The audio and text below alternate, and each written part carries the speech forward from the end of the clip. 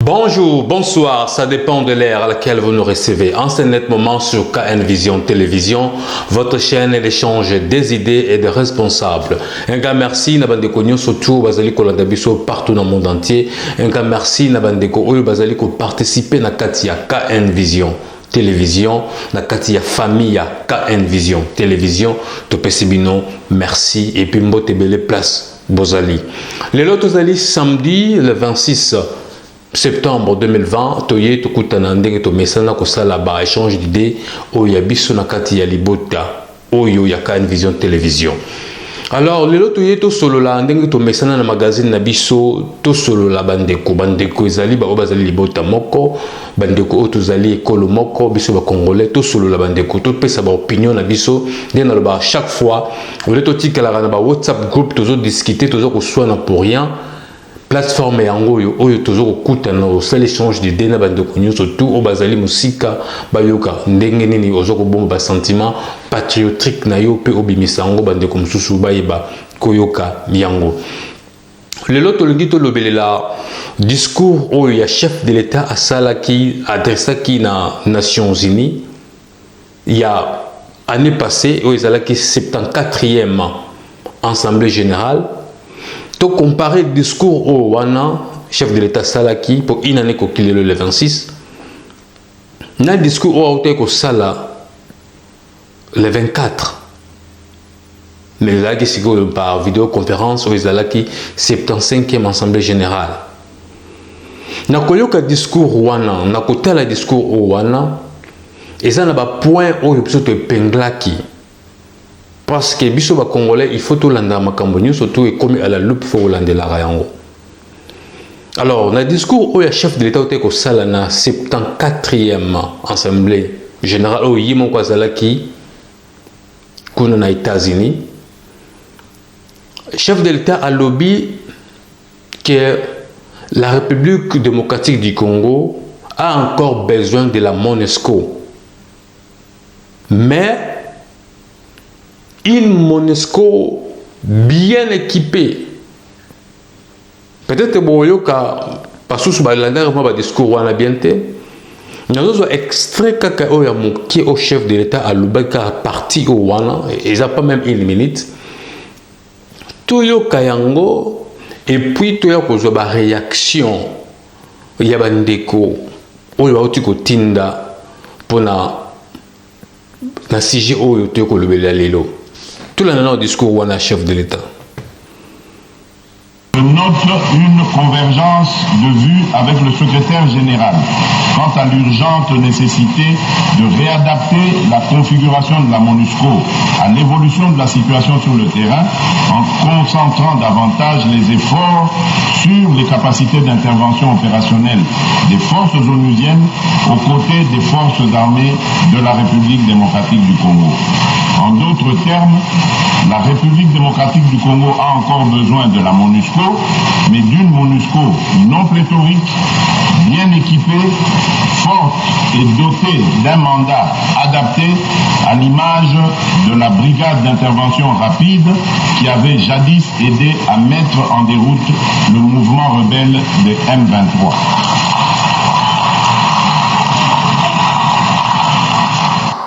Voilà, bande quoi KN Vision, on est allé extrait au chef de l'État au Koloba, au Bino Sobolioki.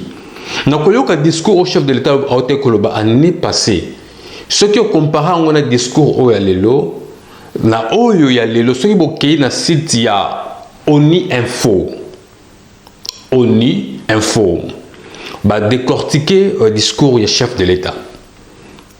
C'est comme si chef de l'État na discours ya Mbala oyo ya 2020 aye kwa kize mingi makambo oyo la fali et seulement na 2019. Toyoka réaction ya ndeko na biso moko ye azali kuna na Rutshuru place vraiment makambo oyo MONUSCO a vendu place oyo MONUSCO azali vraiment kosala musala na ye ndeko alobi ke ezosala bango pasi komona ke MONUSCO azawana sur place mais bazali toujours koboma bango nga parti na nga vraiment na République démocratique du Congo ezali Rutshuru toyoka ndeko na biso wana na Rutshuru ndeko prochainement oyeba ko se présenter ndeko koti na kati ya famille ya KN Vision Télévision ndeko mona ndeko na biso Alpha oya oti kobunga mwa mukie mais ndeko o se présenter prochainement pour toyeba nani aza koloba pour que bandeko tuba yeba ke muto aza koloba la biso partie ya Rutshuru na RDC na Est ya République démocratique du Congo kuna Nord Kivu toyoka ndeko. Sali na intervenir na débat na bino oyo depuis Rutshuru. Merci. Ser nangan moko afanda kana Hollande atendelinga sujet na bino. OK. Pour la MONUSCO vraiment ngana ingana loba boy. Moi biso tozana terrain na MONUSCO wana. Yeah. Pesa kabiso mawa mingi pour la MONUSCO. OK. Depuis ba mouvement wana nyoso biso tofanda kana MONUSCO. Yeah. Ezapo tozaka na force te ya kobimisa bango mais bakonzi pe kuna bayebi ke MONUSCO esala ka eloko te. OK. Ezaka ba miyibi. MONUSCO na quartier na ngai yawa MONUSCO ezaka na 300 mètres. OK. Mais je me souviens à l'époque ya CNDP wana bazali ko piller ko boma biso et tant ozo benga intervention MONUSCO. Yeah. Wana soko bengi na 19h ba koma lobby na tongo na 7h de ba koya ko sala ba enquête na bango. OK. Et puis ça biso mawa mingi penza. Soko moni biso tozawa na Rutshuru mouvement ya CNDP komi po basoda ya CNDP bakoma na zaki wana baye na ba chef de combat bango bao bayebi kiwanja bien wana na kichanga bakitisi ba soda misatu na miso na biso. OK. Ya M23 plutôt. OK. Omoni ndenge bazaka et puis ba alerter bayebi ke basoda déjà bazana mboka bazo alerter mouvement ya bato ba matana Rutshuru te po bazo sala biloko na bango wana. OK. Vraiment biso ba président nyoso wana bayebaki ke MONUSCO esala carrière. Ata Félix ya lobby na prédécesseur na ye wana tango ngaki abima lobaki MONUSCO ekende. OK. Donc bayebi ke esala ka eloko te ba biloko na bango wana koloba o il fallait ezala bien équipé ezala soki nini wana ka lukuta bazo zanga soki bakoloba ndenge nini ebima ekende mais biso epesaka biso mawa tozolaka na motema po tozala force te ya kobimisa bango. Yeah. Mais MONUSCO na bino wana il fallait ekende kaka. OK. Il fallait ekende. OK. Voilà. Ndeko alobi MONUSCO il a fallu ekende kaka.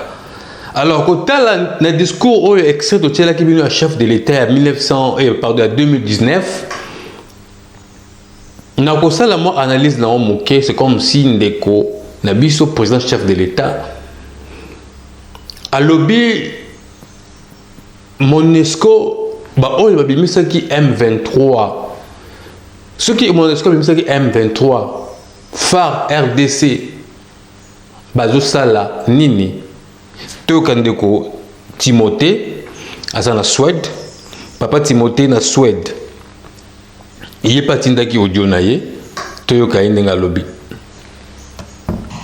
Alors Kelly, bonjour, bonsoir. Donc nayoki ba maloba nyonso yo olobi nayoki yango mais concernant MONUSCO, en tout cas, vraiment,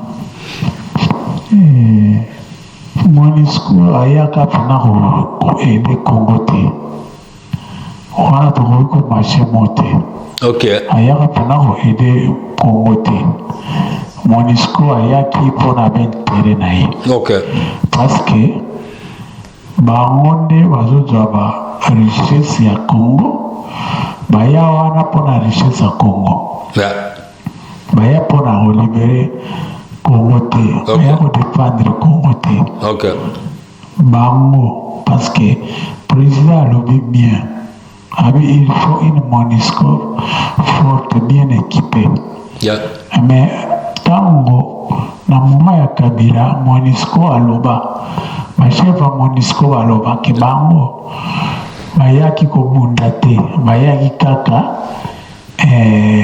baobserve Observateur. comment se fait-il MONUSCO mpena koki kodefendre mboka. Tala na bapays nyonso Afrique baMONUSCO mingi babengana bango kaka na Congo nde koexiste. Yeah. Na Afrique mingi bazaka susu na baMONUSCO wana te Yeah. parce que baza bacommerçant. ozomona en plus de ça ya mibale président yoko epenge alobi keno MONUSCO même esika barebele bazali Yeah. MONUSCO aza wana pembeni Yeah. bakobanda koboma bato mpe MONUSCO azotala na ye asalaka eloko te. Yeah. Na esika MONUSCO azali barebele baza pembeni bango nde bato barepetaka bango mpo insécurité ezala kuna na este Yeah. mpo bango bayibaka baminere na barichesse. Yeah. Alors nayebi te vraiment nayebi te soki décision nini bakotika bango bane koya yango kana lingaka koloba merci frère Kelly ngai frère nona Sweden Papa Timothée. Merci Papa Timothée na Suède toyoki avi na yo ndengolobi. C'est comme si ba pays ebele en Afrique balingaka MONUSCO te. Ba bengana bango. Mais na autant que texte moko ya mokie oyo Oni Info a komaki quelque part na ndenge ya discours ya chef de l'État pour bango bazo landel makambo bango moke bien. Ils ont la place moko boye na mekaki kokanga mokie balobi que le président de la République démocratique du Congo Félix Tshisekedi appelle à rappeler, s'il vous plaît, voilà, à rappeler devant l'Assemblée générale des Nations Unies que la situation sécuritaire dans l'est de son pays demeure préoccupante. Pour analyse qui va à rappeler. Cela veut dire que à l'oba kiango ndenge de koloba wana mais na année oyo a autre ko rappeler bango que non oni MONUSCO baza ko sala et le côté et ça mo texte belé ce boké na Oni Info bokomona ngona za mo texte belé mais avant wana toyoka no Simon na otanga msusu toyoka no Simon à partir ya Nairobi na Kenya. Simon a lobby nini po na makambo yo ya ezoleka na kati ya mboka na biso. Simon. Bonsoir Ndeko Kelly. Bonsoir. Bonsoir Bandeko sur la KN Vision TV. Merci pour ma question. Toute question ou possible de analyser. Oui, vraiment ce portal là pour l'Assemblée générale où il y a ONI, où il y a l'année passée, où le chef de l'État a intervenu sur propos de MONUSCO. Vous allez voir que MONUSCO mission na Kapo na Congo ezalaki pona kotia kimia pona Congo mais kimia banda ya depuis pour ya Kabila tilelo kimia ezalaka te. OK.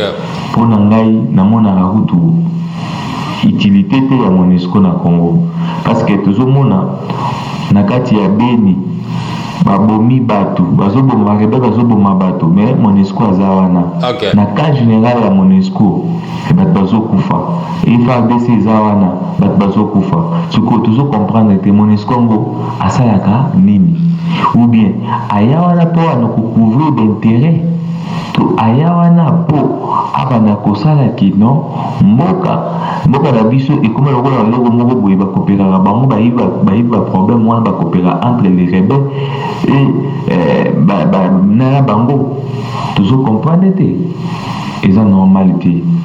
Président de l'invitant Azolo Beloko wana il a totalement raison ayebi pour comprendre que non que ces gens-là sont ici. Ils appellent l'intérêt na bango papa. Parce que Monisco wana ebele bakoma o baza wana. Le bakoma botana ba congolais. Le bakoma ba musu baza kona ba société wana. Papa musala ba elaka ya musala wana. Comment imaginer bien voyer pour bocha kimia. Banda boya guerre est ici la raté. Bon suko pour bango ititi na bango zani na kati ya Congo. Ititi na bango zani na kati ya mabela Congo. Tant président Azol Bakeno atiki bango mo senga siko aide ya Monisco et ani ya ONI ezaka papa ya nezo tant nous Azol Bakake le président de la République atika makambo ya ba négociation wana obengi sutu mo ONI siko ça tout ça vous voyez les blancs sont toujours à leur terre baza à leur terre makambo itali ambo est na guerre wana pourquoi c'est par rapport à l'intérêt personnel au baza nango wana donc ainsi que guerre est wana les Américains ne sont pas là. Ils sont toujours derrière. Ils sont toujours derrière. On doit avoir fournisseurs. On doit fournir des armes. Des groupes rebelles. Les Européens, les Américains, tous sont derrière. Pour éviter l'intérêt n'a pas ce qu'il faut, il y a en 2021 comme président de l'Union africaine. Ce qui est important, à négocier dans les pays africains, à aider à passer l'armée, à passer les soldats, chaque pays où on a négocié, attaquer Rwanda. Attaquer Rwanda, papa. Le Kenya ici, l'armée est plus fort. Aide Kenya, Angola, pays voisin, attaquer Rwanda, attaquer groupe rebelle, papa. Ils ont normalité.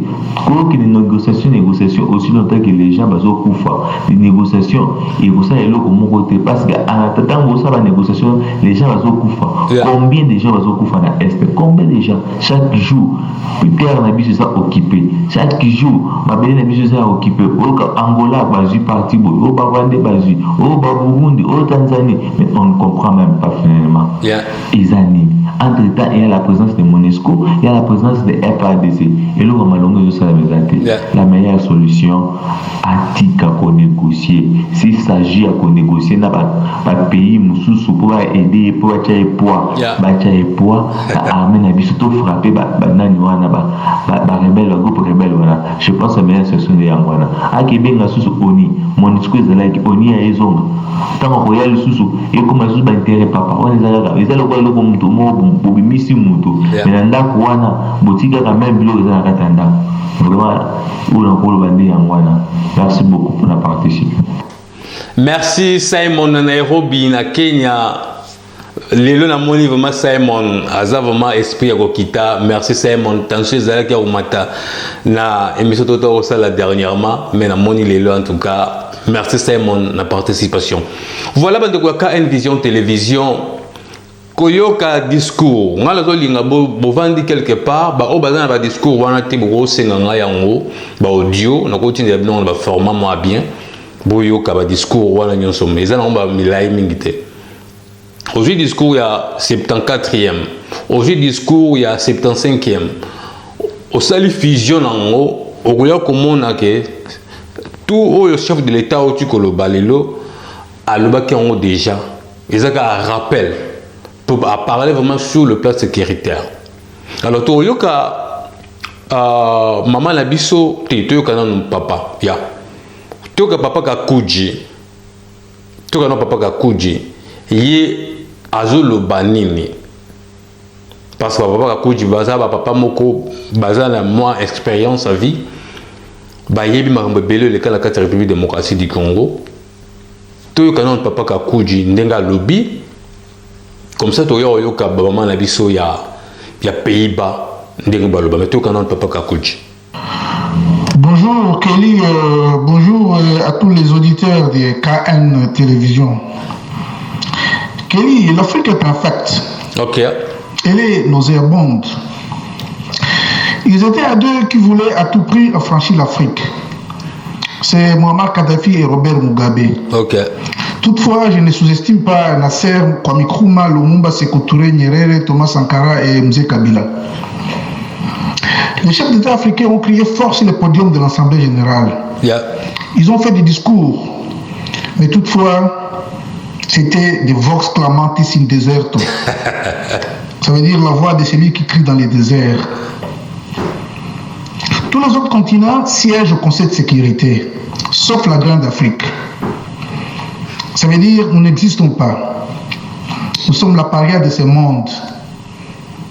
À la création de cette organisation, la Chine, comme l'Afrique, est exclue du Conseil de sécurité. Mais qu'est-ce que les Chinois ont dit? Si on ne siège pas, on quitte. Et il n'y a pas à négocier. Yeah. To be or not to be. Yeah. Ça veut dire être ou ne pas être. Et que s'est-il passé? Ils ont obtenu les sièges. L'ONU n'est pas pour l'Afrique. Elle n'est pas pour nous. Nous accompagnons les autres et ce sont les autres qui décident à notre place. Ok. C'est aberrant. Le discours de notre président était affligeant, déshonorant et vide. Y a-t-il un seul Congolais qui ne connaît pas les mobiles de la guerre de l'Est? Cette guerre n'est-elle pas une guerre économique? Et qui en sont les commanditaires? Les vrais commanditaires derrière les Rwandais et les Ougandais. N'est-ce pas les Occidentaux? Donc les mêmes Occidentaux qui financent l'ONU. Donc les mêmes Occidentaux qui financent l'ONU. C'est eux qui sont les commanditaires derrière les Rwandais et les Ougandais. Alors, que veulent les Occidentaux? N'est-ce pas de s'approprier de nos richesses? Ils veulent contrôler le coltan, l'or, l'étain, le cuivre, le cobalt, les zinc, le manganèse, le bois, les cafés, les haricots. C'est-à-dire c'est eux qui fixent les prix. Et ils vendent pour nous. Et ils nous donnent des dividendes. Ok. Vous vous rendez compte? Est-ce que Chilombo et ses amis ne savent pas cela? Si oui, pourquoi veut-il que la MONUSCO reste au pays? Pourquoi veut-il que la MONUSCO s'inquistre au Congo? Et comment cette guerre prendra-t-elle fin? Si l'ennemi dort avec nous, mange avec nous, esquisse et planifie cette guerre sur base des données, des informations qu'ils reçoivent chez certains de nos hommes. Ok. Qu'ils soudoient. De telles complaisances sont inadmissibles. Tout ça, on a banamiki. Et ça, les Congolais, nous sommes Congo et appartenir aux Américains. Yeah. Puis des intellectuels qui disent ça, des avocats, des hommes instruits. Es-tu un homme si tu raisonnes de cette manière? Es-tu un homme si tu raisonnes comme ça? Un homme qui souffre de complexes d'infériorité. Je pense que notre président aussi souffre d'un complexe de supériorité vis-à-vis les hommes blancs. Donc il a une manque de personnalité couplée de compétences et d'expérience en politique étrangère. Alors c'est ça le problème que nous avons au Congo. Ok, Kelly, merci beaucoup. Merci beaucoup, Papa Kakuji, na participation na yo, na ndengo Koloba. C'est comme si Papa Kakuji aloba que le Congo appartient aux Américains. Ils ont la même idée na Papa Nabiso Timothée, à peu près, aloba que le mot ya bon so mémoire na ngebo sanité. Alors, quand il y a un discours, il y a Moutounion surtout à la posa ya MONUSCO et le la République démocratique du Congo parce qu'il basa au sala et le mongoté. Alors biso na ka une vision to za na façon na biso to sala la ba numéro na biso ya ba émission. To za la vraiment mingi na ba émotion to landa ba vent ndenge zali ko kendele. Biso to vanda ka to raisonner totali le 26 totali mamboleka qui année passée totali makambo le kalelo na oyeleka qui na même événement tout ça la moi balance to yeba ndenge ni ezala qui année passée ndenge ni ezali année oyo yango ndenge biso to salela idée ya KN Vision télévision poto yeba qu'est-ce que nous disons et qu'est-ce qu'on peut faire pour que tout réparer et l'autorité Koloba année passée. Toyoka maman na biso na Pays-Bas ce qui y est per lobinini na idée oyo toujours olobelela lelo. Ndeko naki naloba boye mpona ndenge olobia awa mpona MONUSCO ndenge aza na mboka na biso mosala azosala ndenge président na biso alobaki président na biso ayebi makambo yango très bien président na biso ayebi yango bien ayebi ndenge nini MONUSCO eza wana azosala mosala nini président ayebi mosala MONUSCO azosala. Okay. MONUSCO azosala mosala te MONUSCO aza wana okonte azoapuye baoyo bazobundisa mboka na biso alingi ka makambo wana etikala désordre etekaka na kati ya mboka mpo ye mpe akontinue kosala mosala na ye ye aza wana mpona baintere na ye personnel ya leta na bango batindaki bango ozomona soki MONUSCO aza wana aza mpona aravita ye bamilitaire na biso Félix atinda bamilitaire na mboka na biso kuna na bavillage nyonso na province ya Kivu, ya Nord Kivu, Sud Kivu, partout eska barebele wana bazali Félix atinda basoda kuna alimbisa barebele wana te atala teke baza bana ya mboka parce soki soso abandi kolala libanda kubera ni kubaka maki libanda babumaka ebaliaka ye. Alors soki omoni mwana mboka yemoko moko mabele abandi kobundisa mboka na lingi mboka na ete azopie mboka na ete aza mutu kaka kolungola ye. Aza mutu akobomba ete parce que aza na tina te na mboka na biso. Batinda basoda bakende kobeta bango ndenge Mamadou abetaka ba M23. Sangwa ko bondela wana ezate. Parce que nde mosala MONUSCO po aravitaye ba arme, aravitaye ba char de combat. Ba nani ba avion ya bitumba. Aravitaye ba soda na biso. Esika moni ke sengeli yepe azana akoti yepe abeti. Bakimisi monguna na mboka na biso. Mais soki bafandi wana bazofandela nini maki bazofandela nini mosala ni bazosala na mboka na biso wana. Félix pe abosana te ke aza président ya mboka na biso mpona Kongo ezala na kimia aza président mpona bapopulation bazala na kimia. Soki makambo eza bie te ye mpe atateni akota zamba ndenge maréchal Mobutu akotaka zamba ke na poka manyola alati teni abundaka. Bamonisco wana baza eloko koloba te bokokobondela bamonisco wana te. Meme ata Félix ayebi ye atinda basoda bapesa ordre baza wana mpona kosalela biso mosala. Baza wana te mpona koya kodétruire mboka na biso te po bango banda koprofite babanda komvwama non jamais comprendre ndeko na ngai. En tout cas limbisa ngai soki nalobi na ndenge ya kanda me nalobi eza ndenge wana parce que trop c'est trop to souffrir mingi. Tala mibana biso bakufi awa le 19 ya mwa oyo na le 20 tozokanisa bamibale na biso mbanga akufi aza soda ngai nayebi ntina MONUSCO na mboka na ngai eza mpona aravita ye biso ba S3 bazobunda aravita ye baarme bitumba batinda basoda babunda babeta batu wana monguna nini aza grave tokokobimisa ye na mboka na biso te. Merci. Maman, merci na participation na yo. Condoléances, we are sorry. Ndenge papa tika biso. En tout cas, mettez ma la biso nyo soto eza place bango bazali. Wana bauti koyoka réaction ya maman la biso na Pays-Bas. Maman lobi to limbi c'est pour na kanda parce que ça fait mal. Koyoka batumba vandi wana parce que kambongo bavandi pour rien te. Mais bazaro sala et loko. Mon côté. Toyoka papa Moïse Vango, Espagne. Hier à l'Obinini, na Makambo. Ouais, bonjour et bonjour. Vraiment, salam et belé, toujours de Moïse, na Espagne.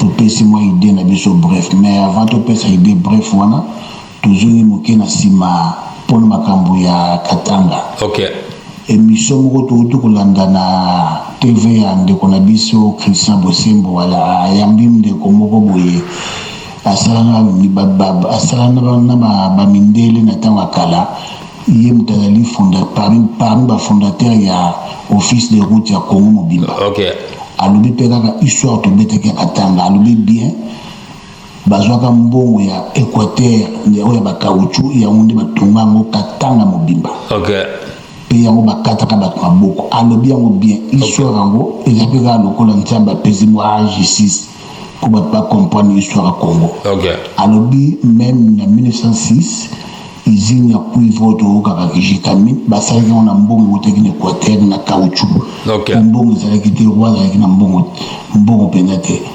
ntango basali yango intan mais roi azalaki na mbongo bacaoutchouc mais azwaki susu kaka mbongo bacaoutchouc na Équateur yango basalaka usine ya cuivre soki oyo akota tembe akende epai ya Christian Bosembo akomona vi yango oyo basalaka office de route vi yango moto abeti histoire pene ya katanga alobi mbongo eutaka na Équateur alors topesaka respect na baprovince nyonso oyo baprovince nyonso esalisaka baprovince nyonso bref na bandi discussion esili bon mpona kote ya eloko botoyi biso motuni ya kitoko mingi nzambe asalisa omoni Félix Tshisekedi azalaki na confiance ya baonicien oyo akutaki yango na 74e position asi ya badiri ya conférence apesaka discours wana pozalaka na confiance na bango mais ntango akomi kovivre na bango acomprendre ke eza théâtre baza mal équipé babundaka te donc acomprendre yango moni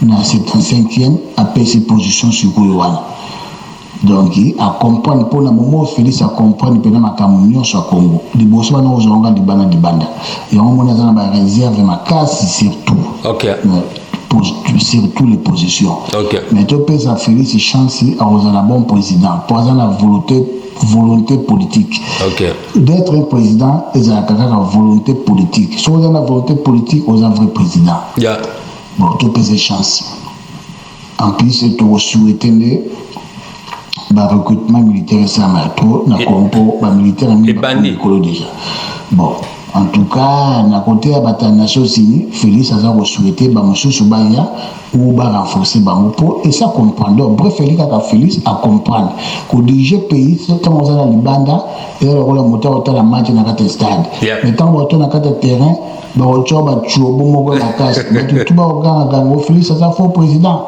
Félix boye so ba pèse un petit titre wana kala premier jour opesa un titre premier jour bana na mboka président oyo ya Congo Brazzaville autokufa c'est de neta oyo station de sabenga na kawana Kapali Suba alors tant comme alongaka président après coup d'état asaka meeting à Paris na meeting à le bien toka na kanisaka ko diriger pays eza facile du Suba président de Suba albitant on a comme président à Brazza Congo Brazza on a monaki na regretté même d'être président donc on a organisé na ezaka lokola dans un stade à autant la match d'après président tout peut Félix chance nous ambassadeurs ça peut faire chance tout le monde a hypocrisie ba fanatisme ba mususu ko to ni biso bango te lokola ba monsieur Faïl wana adresse yebanate ataya banate mama yebanate mais tout supporter tout le monde a hypocrisie. Voilà, Papa Moïse Bango, l'Espagne, azongisi sous mambamo, ya Fayoulou, azongisi donc merci en tout cas Papa na participation na yo chaque fois que je bozo ko loba boye ezala malamu. Ya onto tika plateforme oyo mutunyo surtout à loba oyo yaza ko se sentir. Biso tozaka ka wa pona ko partager au bino bozo ko loba. Parce que notre République démocratique du Congo a besoin de nous.